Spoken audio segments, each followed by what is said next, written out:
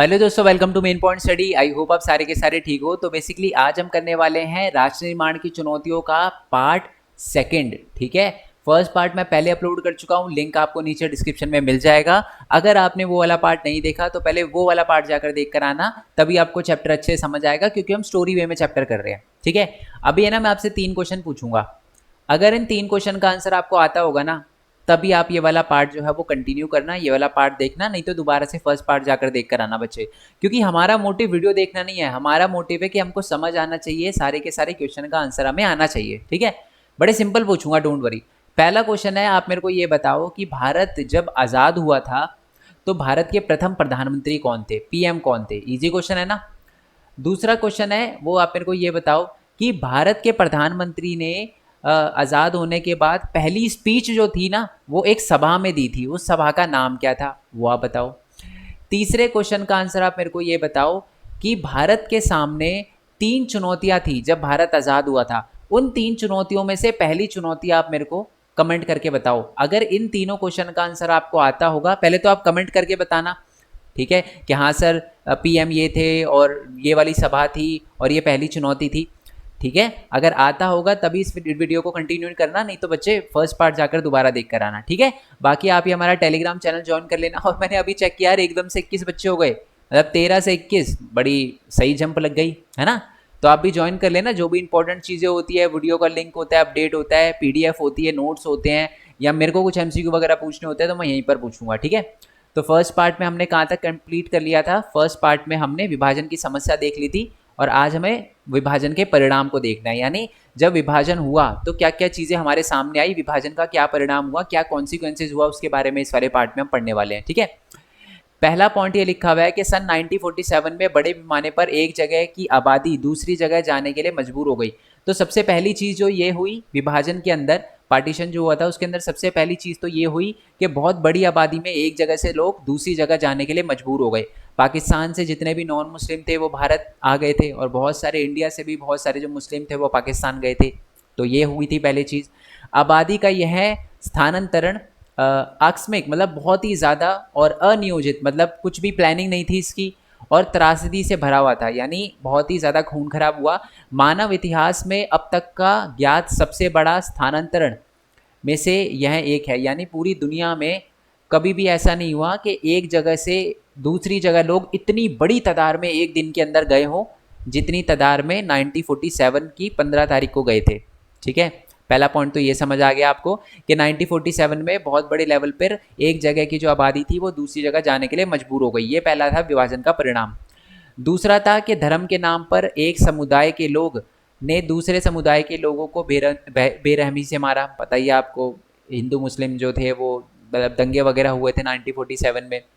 तीसरा पॉइंट है कि लाहौर, अमृतसर और कोलकाता जैसे शहर सांप्रदायिक अखाड़े में तब्दील हो गए। इसका मतलब ये है कि जो हमारे लाहौर थे, अमृतसर और कोलकाता, ठीक है, इन इलाकों में सबसे ज़्यादा जो थे वो खून खराबे हुए, धर्म के नाम पे सबसे ज़्यादा लोग जो है वो यहीं पर मारे गए। अच्छा, लाहौर, अमृतसर और कोलकाता में क्यों मारे गए ज़्यादातर लोग, पता है ना आपको? मैंने आपको बताया था कि पार्टीशन जो हुआ था ना, तो सबसे ज़्यादा प्रॉब्लम 2 एरिया को आई, एक तो पंजाब के एरिया को और एक बंगाल के एरिया को, क्योंकि इनका पार्टीशन हुआ था। यहाँ पर नॉन मुस्लिम और मुस्लिम आबादी दोनों साथ में रहती थी, तो यहीं सबसे ज़्यादा सांप्रदायिक दंगे हुए थे। और जैसे कि आपको पता है कि लाहौर और अमृतसर ये पंजाब के अंदर पड़ते हैं, और कोलकाता जो है वो बंगाल के, मतलब हमारे वेस्ट बंगाल के अंदर है। तो यहाँ पर सबसे ज़्यादा सांप्रदायिक जो थे वो दंगे हुए थे। जिन इलाकों में हिंदू अथवा सिख आबादी थी, उन इलाकों में मुसलमान ने जाना छोड़ दिया। ठीक इसी तरह मुस्लिम बहुल आबादी वाले इलाकों में हिंदू और सिख भी नहीं गुजरते थे, मतलब दोनों ने एक दूसरे की एरिया में जाना बंद कर दिया था। अल्पसंख्यक अपने घरों से भाग खड़े हुए, जैसे कि मैंने आपको बताया था कि मैंने, पता नहीं फर्स्ट पार्ट आपने देखा होगा नहीं देखा होगा, लास्ट में मैंने ये भी बताया था कि 1947 में हमको भी पाकिस्तान से आना पड़ा था।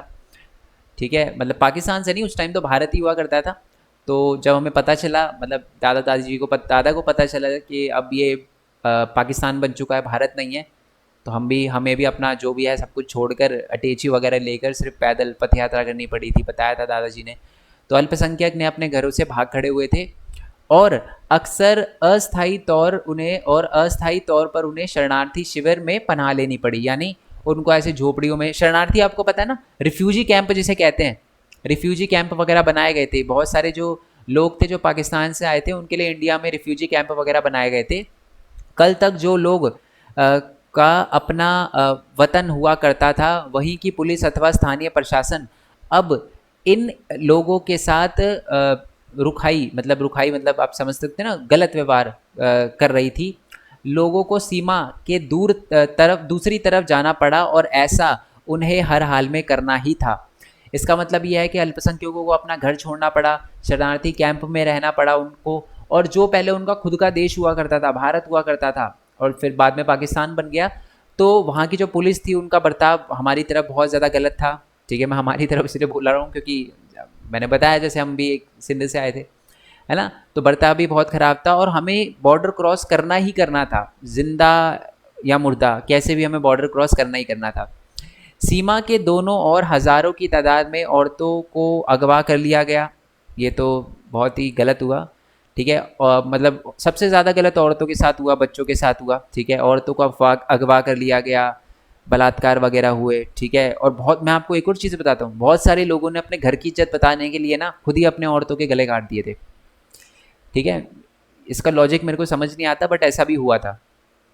जिन्हें जबरन शादी करनी पड़ी थी और अगवा करने वाले के धर्म को अपनाना पड़ा था। मतलब ऐसा हुआ था, पाकिस्तान में भी हुआ था, पता नहीं इंडिया में हुआ था नहीं हुआ था, मैंने इसके बारे में इंडिया के उसके बारे में सर्च नहीं किया, बट मैंने पाकिस्तान में देखा कि बहुत सारे लोग थे जो मतलब जब ये पार्टीशन वगैरह हो रहा था, तो जो भी औरतें वगैरह वहाँ से जा रही थी, पाकिस्तान से इंडिया के अंदर आ रही थी, ठीक है, तो उनको पकड़ लिया गया था और अगवा कर लिया गया था, शादी करनी पड़ी और फिर धर्म को अपनाना पड़ा दूसरे के। ये सारी की सारी चीज़ें हुई थी। कई मामलों में यह भी हुआ कि खुद परिवार के लोगों ने ही अपनी कुल की इज्जत बचाने के नाम पर बहू बेटियों को मार डाला। मतलब खुद लड़ने की बस की नहीं है तो फिर ये तो गलत बात है ना, खुद ही मार डाला। बहुत से अपने माँ बाप से बिछड़ गए थे बहुत सारे बच्चे, क्योंकि पार्टीशन हो रहा था तो एक जगह से दूसरी जगह, तो अपने माँ बाप से भी बिछड़ गए थे।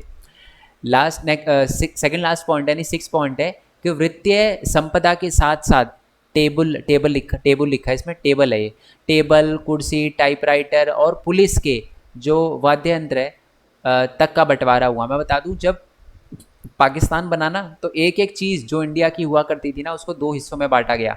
मैं आपको बता दूं, जो भी चीज़ें थी, मतलब टेबल, कुर्सियाँ, यहाँ तक कि मैं आपको बता दूं कि लाइब्रेरी में रखी जो बुकें होती थी ना उनको भी हाफ हाफ बांटा गया, आधी पाकिस्तान को दी गई। सरकारी और रेलवे के कर्मचारियों का भी बंटवारा हुआ। अब तक साथ साथ रहते आए दो समुदायों का यह एक हिंसक और भयावह भयावह मतलब जो डरावना या फियरफुल विभाजन था। मतलब बहुत ही दर्दनाक विभाजन था ये जो हुआ था, और हर चीज़ जो थी उसका बंटवारा हुआ था बेसिकली। और लास्ट पॉइंट ये लिखा है कि अनुमान लगाया जाता है कि विभाजन के कारण 80 लाख लोगों को अपना घर बार छोड़कर सीमा पार करनी पड़ी। 80 लाख बहुत ज़्यादा बड़ी मतलब होती है, 8 मिलियन। ठीक है, विभाजन की हिंसा में तकरीबन 5 से 10 लाख लोग अपनी जान गंवानी पड़ी। ठीक है, ये तो वो नंबर है जो बुक हमें बता रही है, नंबर तो और भी ज़्यादा बड़ा होगा, और भी बहुत सारे लोगों ने जो है वो अपनी जान गंवाई होगी। चलो ये हमें पता चल गया। तो पार्टीशन के बारे में, विभाजन के बारे में हमें सारी की सारी चीज़ें आपको पता चल चुकी है। ये जो विभाजन से रिलेटेड क्वेश्चन थे ना कि विभाजन की क्या समस्या थी, विभाजन का जो परिणाम है, सबसे इंपॉर्टेंट क्वेश्चन है ये। और 7 पॉइंट लिखे हुए हैं, बट आप कोई भी 6 पॉइंट याद कर सकते हो। ठीक है जी, आई होप ये बात आपको क्लियर हो गई हो।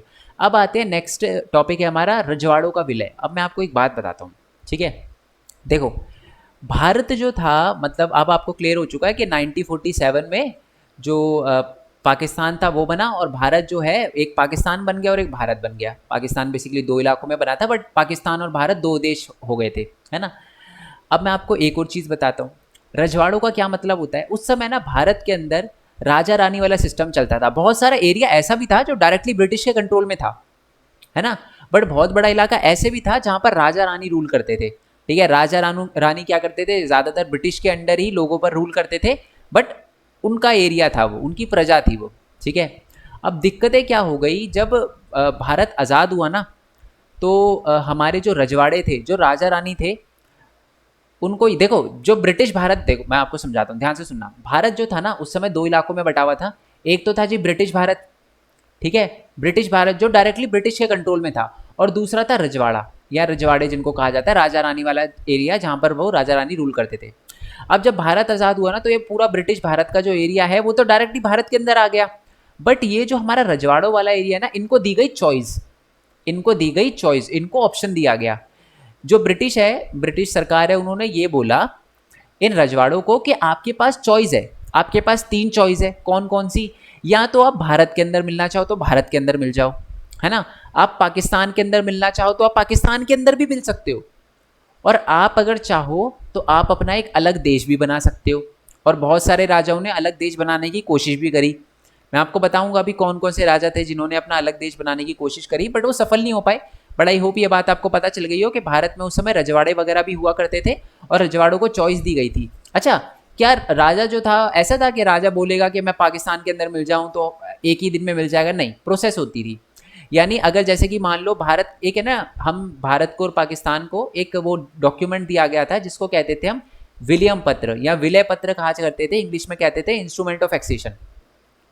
उस एग्रीमेंट पे अगर कोई राजा जो है वो साइन कर दे तो इसका मतलब ये है कि वो राजा अगर इंडिया के एक्सेशन ऑफ इंस्ट्रूमेंट पे साइन कर दे तो इसका मतलब वो राजा जो है वो ये बोल रहा है कि मैं इंडिया के अंदर मिलने के लिए तैयार हूँ। पाकिस्तान के इंस्ट्रूमेंट ऑफ एक्सेशन पे साइन कर दे, इसका मतलब वो पाकिस्तान के अंदर मिलना चाहता है। ठीक है, आई होप ये बात आपको क्लियर हो गई हो। अब हम ये टॉपिक समझते हैं। अब देखो, ब्रिटिश भारत 2 हिस्सों में बटा हुआ था। कौन कौन सा? एक तो ब्रिटिश प्रभुत्व वाला भारतीय प्रांत यानी डायरेक्टली जिस पे ब्रिटिश रूल करती थी, है ना, ये लिखा भी है, अंग्रेजी सरकार का सीधा नियंत्रण था यहाँ पर। और दूसरा है रजवाड़ा, देसी रियासतें या देसी रजवाड़े जिनको कहा जाता है। रजवाड़ों पर राजा शासन करते थे, ये आपको पता है। राजाओं ने ब्रिटिश राज की अधीनता या कहे कि सर्वोच्च सत्ता स्वीकार कर रखी थी। इसका मतलब है जो राजा थे ना वो ब्रिटिश के अंडर रहकर कंट्रोल किया करते थे अपने एरिया को।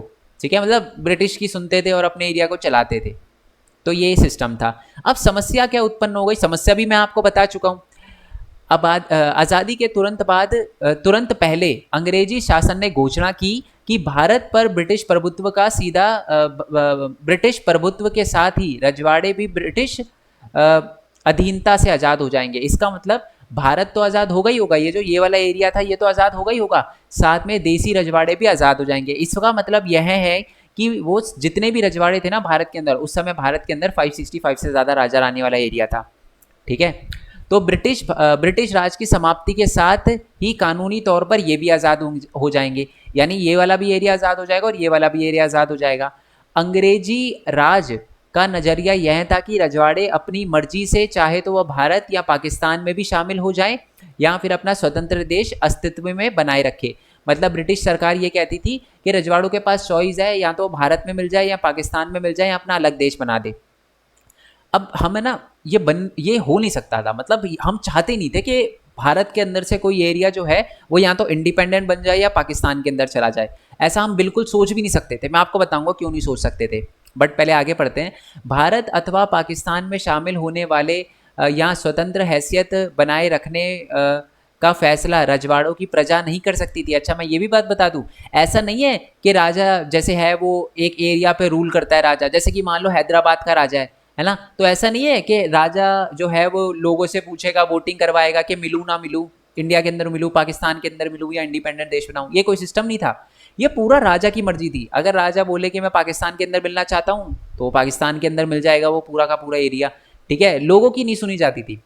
ठीक है, यह फैसला लेने का अधिकार राजाओं को दिया गया। यह अपने आप में बड़ी गंभीर समस्या थी और इससे अखंड भारत के अस्तित्व पर खतरा मंडरा रहा था। मैं बताता हूँ जो खतरा था वो क्यों मंडरा रहा था।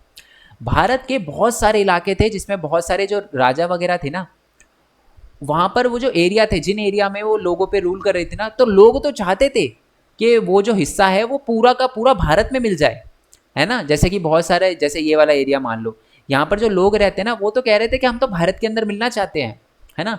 बट वहाँ का जो राजा था वो कह रहा था नहीं जी, मैं अपना अलग देश बनाना चाहता हूँ या मैं पाकिस्तान के अंदर मिलना चाहता हूँ, और हम ये होने नहीं दे सकते थे। पता है क्यों?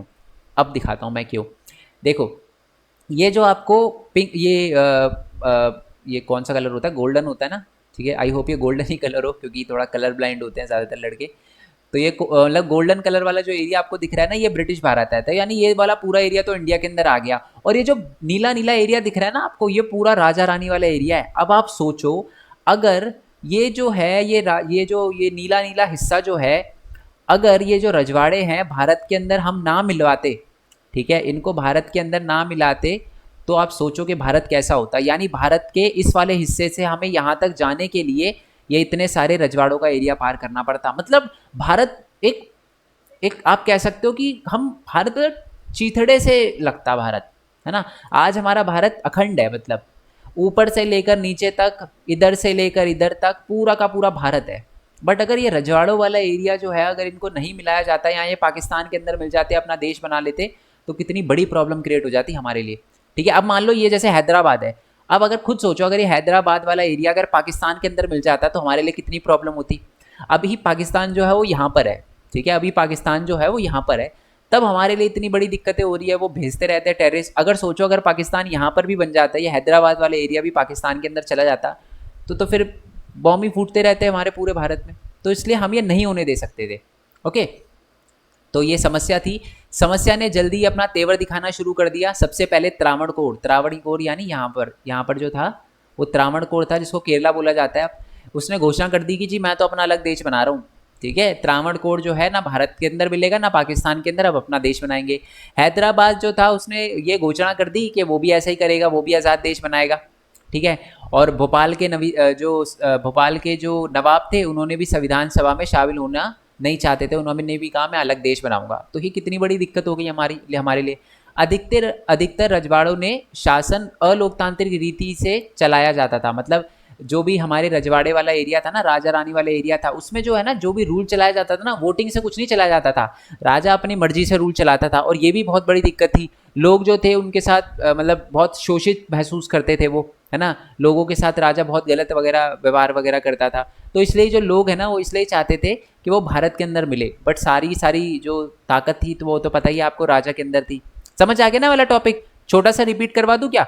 भारत जो था उस समय दो हिस्सों में बटा हुआ था, एक तो ब्रिटिश भारत, एक रजवाड़ा। ब्रिटिश भारत तो पूरा इंडिया के अंदर मिल गया, बट जो हमारा रजवाड़े हैं उनको चॉइस दी गई, इंडिया में मिल जाओ, पाकिस्तान के अंदर मिल जाओ, या अपना अलग देश बना लो। समस्या ये थी कि ये जो चॉइस थी ना ये राजा को दी गई थी, उनकी प्रजा को नहीं। राजा जो डिसीजन लेगा वही फाइनल माना जाएगा।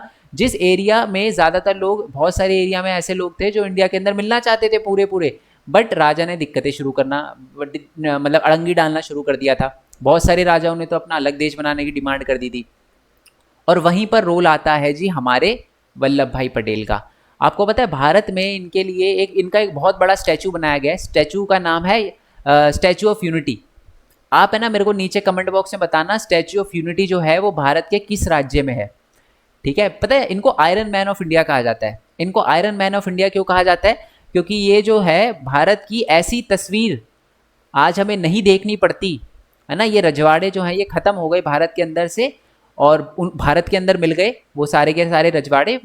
इनमें सबसे बड़ा रोल जो है वो हमारे सरदार वल्लभ भाई पटेल का है, इनका है, सरदार वल्लभ भाई पटेल का। ठीक है, तो अब सरदार वल्लभ भाई पटेल की क्या क्या भूमिका थी उसी के बारे में आपको एग्जाम में क्वेश्चन आता है डायरेक्टली कि आप ये बताओ कि सरदार वल्लभ भाई पटेल की क्या क्या भूमिका थी जो हमारे जितने भी हमारे वो थे ना रजवाड़े थे उनको मिलाने में। तो देखो सरदार वल्लभ भाई पटेल की क्या भूमिका थी। सरदार वल्लभ भाई पटेल अंतरिम सरकार में भारत के प्रथम प्रधानमंत्री, उप प्रधानमंत्री, प्रधानमंत्री तो जवाहरलाल नेहरू थे। तो पहले तो सरदार वल्लभ भाई पटेल के बारे में बता रखा है कि सरदार वल्लभ भाई जो पटेल थे वो पहले अंतरिम सरकार में जो थे वो पहले उप प्रधानमंत्री थे और गृह मंत्री भी थे। ठीक है, रजवाड़ों के शासन को मनाने और समझाने में सरदार पटेल ने ऐतिहासिक भूमिका निभाई और अधिकतर रजवाड़ों को उन्होंने भारतीय संघ में शामिल होने के लिए राजी कर लिया, ज़्यादातर को राजी कर लिया। आज यह आसान जान पड़ सकता है, मतलब आज तो हमें लग सकता है अरे इतनी आसान है, मिला लिया होगा बात करके क्या है, लेकिन अपने आप में यह बहुत बड़ा जटिल काम था जिसके लिए बड़ी चतुराई और युक्तिपूर्ण पहलकदमी की ज़रूरत थी। मतलब बहुत ही चतुराई की, इंटेलिजेंसी की ज़रूरत थी उस टाइम। ठीक है, और अगर आपको लगता है ये काम आसान था तो अब ये वाली लाइन भी पढ़ लो।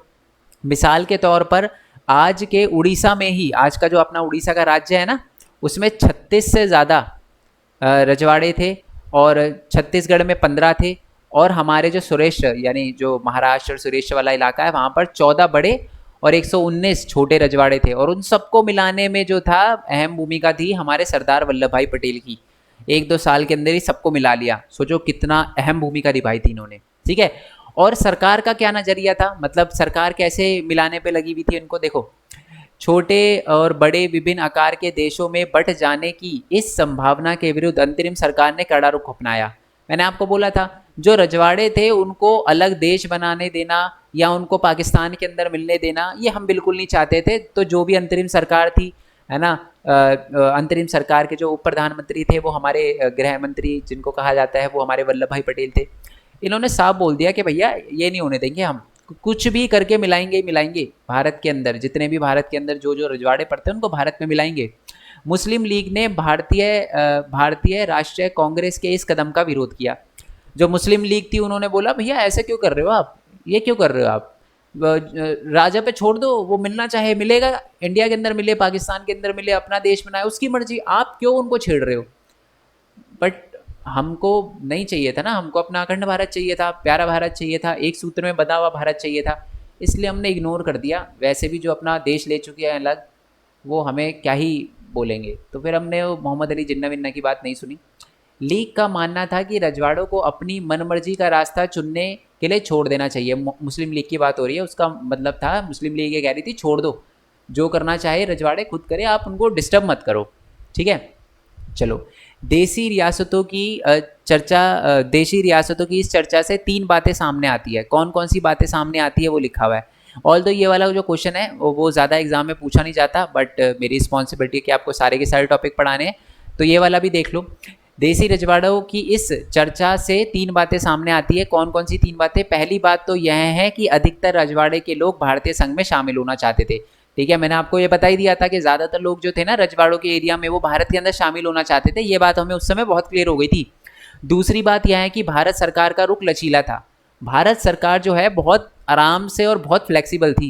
उन्होंने कहा भैया जो मतलब जो हो सके वो करो, बट इनको मिलाओ, इनको थोड़ी पावर दे दो। जैसे कि हमने जम्मू कश्मीर को मिलाने के लिए उनको थोड़ी स्वायत्ता दे दी, है ना। आपको पता है ना जम्मू कश्मीर का एक तरह से उस टाइम अलग कॉन्स्टिट्यूशन, आज तो भारत का भी कॉन्स्टिट्यूशन है, बट एक टाइम पे उनका अलग संविधान हुआ करता था। तो उस टाइम बोल दिया गया कि जो चाहिए वो दे दो इनको, बट भारत के अंदर मिलाओ इनको, है ना। तो वही बात लिखी हुई है कि भारत मैंने लचीला रुख अपनाया था और वह कुछ इलाके को स्वायत्ता देने के लिए भी तैयार थी, जैसे कि जम्मू कश्मीर को स्वायत्ता वगैरह दी गई थी, है ना। भारत सरकार ने विभिन्नताओं का सम्मान देने और विभिन्न क्षेत्रों की मांगों को संतुष्ट करने के लिए भी यह रुख अपनाया था। मतलब भारत सबकी रिस्पेक्ट भी करता था, ठीक है। और स्वायत्ता बेसिकली हमने इसलिए दी थी ताकि उनको ऐसा ना लगे यार कि हम ज़बरदस्ती कर रहे हैं, है ना। हमने उनको उनका भी देखा, अपना भी देखा, और उनको भारत के अंदर मिलाया, खुशी से मिलाया कि वो भी उनको भी खुशी से मिले वो अपने, ठीक है। चलो, तीसरा पॉइंट है, हमें क्या समझ आ गई इस बातचीत से? हमें ये समझ आ गई कि विभाजन की पृष्ठभूमि में विभिन्न इलाकों के सीमांकन के सवाल पर खींचतान जोर पकड़ रही थी, और ऐसे में देश की क्षेत्रीय अखंडता एकता का सवाल सबसे ज़्यादा अहम उठा था। तो मैं आपको बता दूं उस समय जो है एक और प्रॉब्लम चल रही थी। बहुत सारे जो लोग थे ना वो बोल रहे थे कि यार लैंग्वेज के बेसिस पे स्टेट बनाओ। सही सुना आपने, दोबारा से सुनो मेरी बात, लैंग्वेज के बेसिस पे स्टेट बनाओ। पहले ना लैंग्वेज के बेसिस पे राज्य नहीं बने हुए थे। आज जैसे कि आप देखते हो जैसे तमिलनाडु पहले नहीं हुआ करता था, मतलब पहले हुआ करता था बट ओके ईजी कर देता हूँ मैं आपके लिए। गुजरात, पहले गुजरात नहीं हुआ करता था, गुजरात बाद में बनाया गया, छत्तीसगढ़ बाद में बनाया गया, लैंग्वेज के बेसिस पर और कल्चर के बेसिस पे।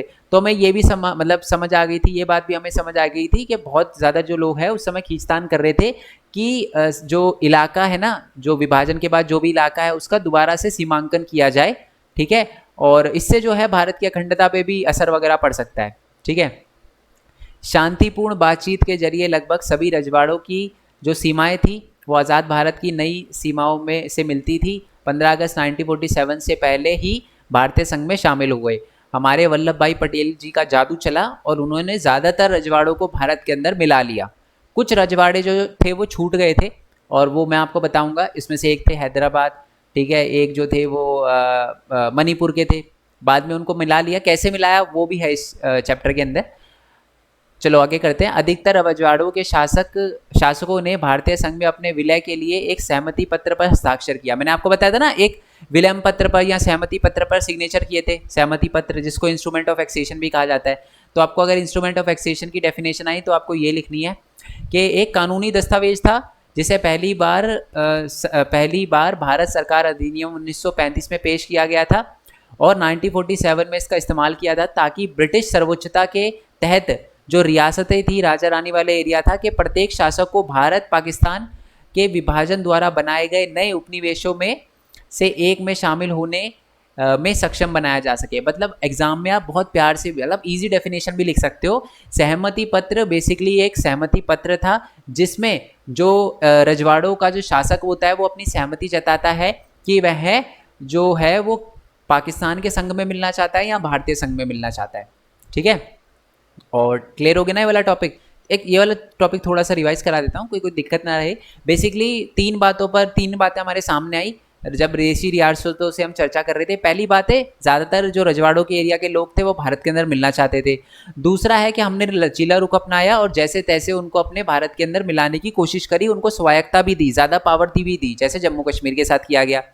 तीसरा पॉइंट है कि जब हमने विभाजन वगैरह किया तो जो इलाके का सीमांकन है ना, मतलब जो क्षेत्र का सीमांकन है, जो बॉर्डर वगैरह की लाइन है ना, बहुत सारे राज्यों में भी ये बात बोली गई कि जी अब मतलब राज्य के बेसिस, लैंग्वेज के बेसिस पे स्टेट वगैरह बनाओ। तो हमें ये भी समझ आया कि हाँ यार, कहीं ना कहीं है ना, ये एक बहुत बड़ी दिक्कत डाल सकता है। तो हमने उसके लिए भी बहुत अहम कदम उठाए थे।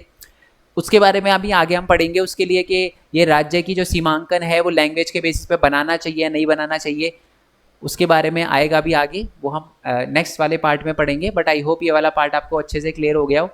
ठीक है, नेक्स्ट पार्ट में हम हैदराबाद, ये हैदराबाद जो है ये हमारे वल्लभ भाई पटेल हैं, ये हैदराबाद के निज़ाम है, इनको मिलाया था, इनको सिग्नेचर करवाया था कहाँ पर, इंस्ट्रूमेंट ऑफ एक्सेशन पे, सहमति पत्र पे। ठीक है, इसके बारे में पढ़ेंगे। और लास्ट टॉपिक है हमारा राज्य पुनर्गठन आयोग, उसके बारे में पढ़ेंगे हम। ठीक है, बाकी जो हमारा मेन पॉइंट टेक का चैनल है, जैसे मैं बता चुका हूँ, पर अलग अलग वीडियो है, जैसे वेबसाइट कैसे क्रिएट करते हैं, मैंने 1 घंटे में जोमेटो से कैसे अर्न किया, मोबाइल से आप एनिमेशन वीडियो कैसे बना सकते हो, मैं यूट्यूब पर कैसे पढ़ाता हूँ।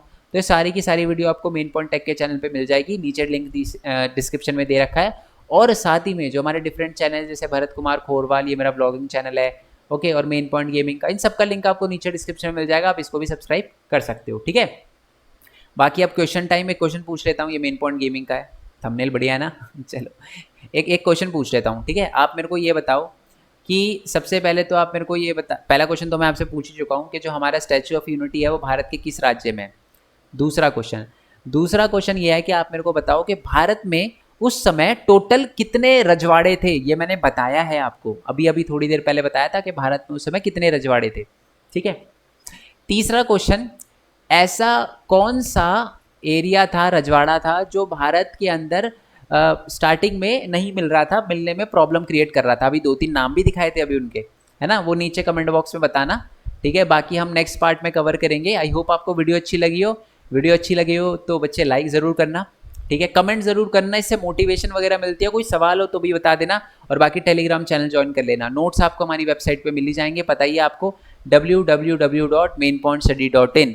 बट याद है ना आपको, मैं हमेशा आपको ये बोलता रहता हूँ, नोट्स जो है विदाउट वीडियो या विदाउट एक्सप्लेनेशन उसकी कोई वैल्यू नहीं है। आप नोट्स को लर्न कर लोगे बिना चैप्टर को समझे हुए तो कोई फ़ायदा नहीं होगा। ठीक है, चलो जी बच्चे, मिलते हैं नेक्स्ट वीडियो में, तब तक के लिए थैंक यू सो मच। जय हिंद, जय भारत, वंदे मातरम। Thanks for your support, bye bye.